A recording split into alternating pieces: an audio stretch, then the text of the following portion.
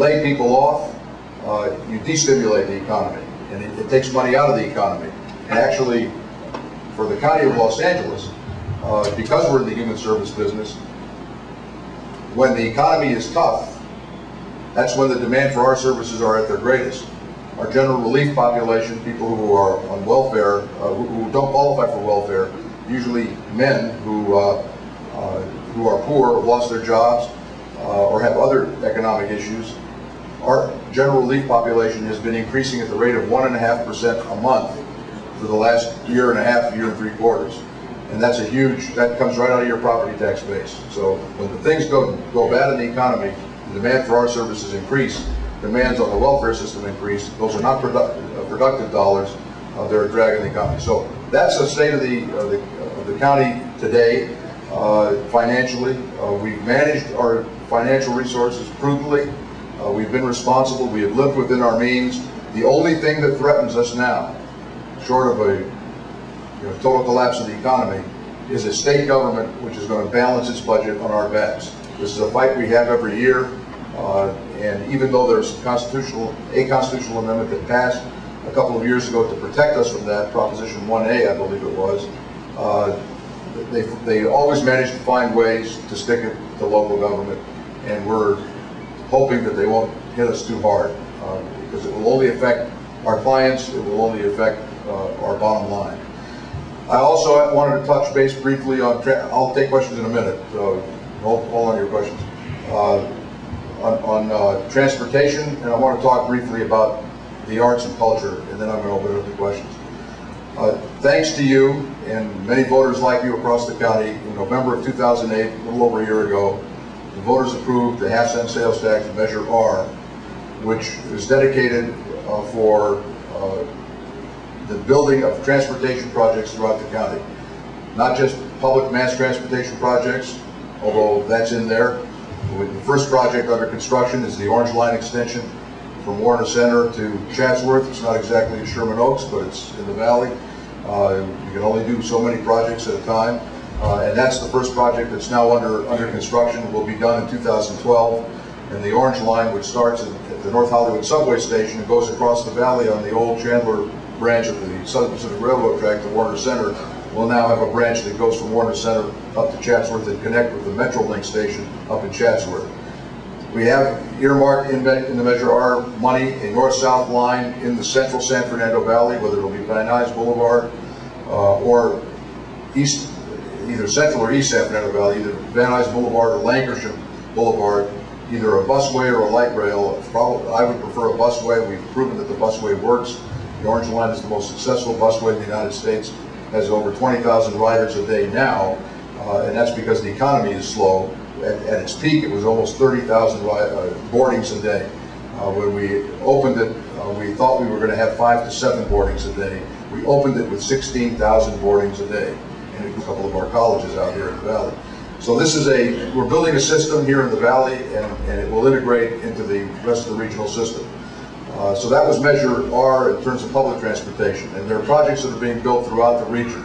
Light rail in the path from Pasadena to Azusa, light rail along Crenshaw Boulevard, and the East Los Angeles project, which just opened a couple of months ago now, the East Side Gold Line.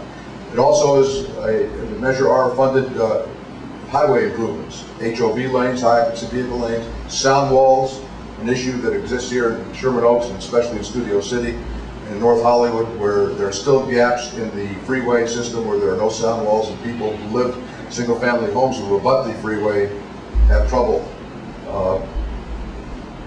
living with the noise, and we're trying to accelerate the construction of those sound walls for their benefit. So all of these kinds of projects, widening of freeways, on-ramp and off-ramp improvements, like the ones we had here in the 405-101 interchange, trying to replicate that in other parts of the region, all thanks to what you voted for in November of 2008. This is a big deal. Measure R is a $40 billion 30-year plan. Talk about a stimulus package for the economy. This was our stimulus package. Now the $40 billion is shrunk a little because sales tax revenues are down, and these $40 billion come from sales taxes.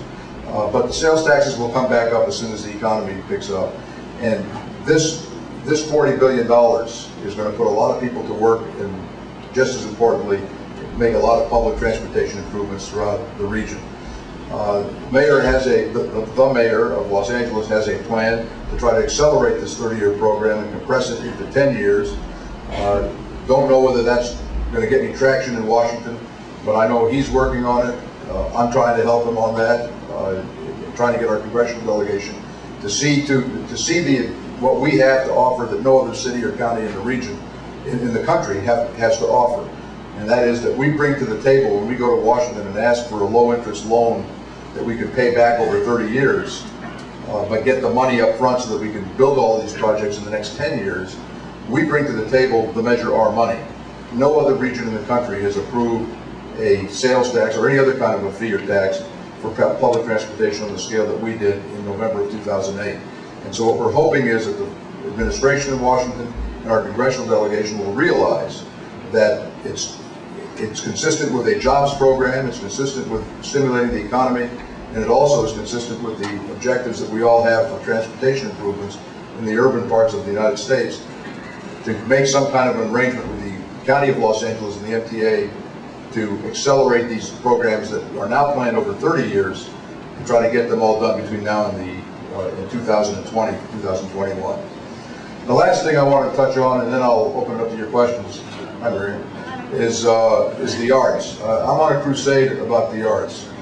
Joel Wax, who was your councilman for many years, taught me a lot of things about the arts.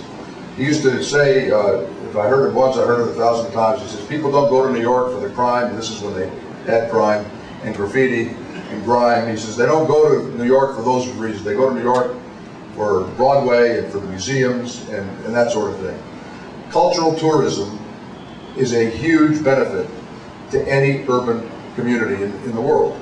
And many cities around the world have invested heavily to bring tourists and their own citizenry to museums and to theater and to artistic venues, because it produces revenue. It's a wealth-producing industry. It leaves no toxic residue. It's the kind of industry that every city would love to have, and most can't have because they don't have what it takes. We are very fortunate in Los Angeles to be at the pinnacle of a cultural arc that has been developing for a number of years, several decades. The construction of Walt Disney Concert Hall in downtown, the construction of the new Center for the Performing Arts at Cal State Northridge, in which the county has invested some money, and we're going to partner with the Music Center in Cal State Northridge. We're going to partner for programming. Santa Monica College's Broad Stage, the Getty Center, the Colburn School of Music, the expansion of the Los Angeles County Museum of Art, the expansion of the County Natural History Museum in Exposition Park. Many of these venues are international attractions and have brought people to Los Angeles just because they're there. The Getty Center, which is in my district, and I was a member of the city council when it was approved. Marvin Browdy was the councilman of that district. But I remember the arts and souls. It's not just that the arts warm our hearts and souls. You don't have to be an art lover at all. It's good for business. It's good for Los Angeles. And it's something that when we have issues like we had at the Board of Supervisors a couple of months ago, where the opera was in needed a bridge loan because their revenues were not coming in at the same time the expenses were that they had to pay their bills. We gave them we didn't even give them a bridge loan, we guaranteed a loan so that they would be able to seamlessly proceed through their season.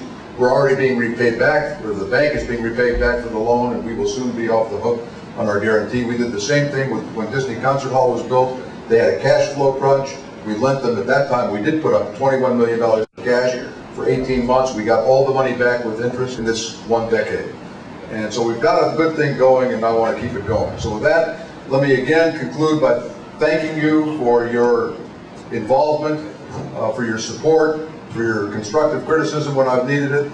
I love Sherman Oaks. This is a great organization, and I look forward to one more round with you all. Thank you.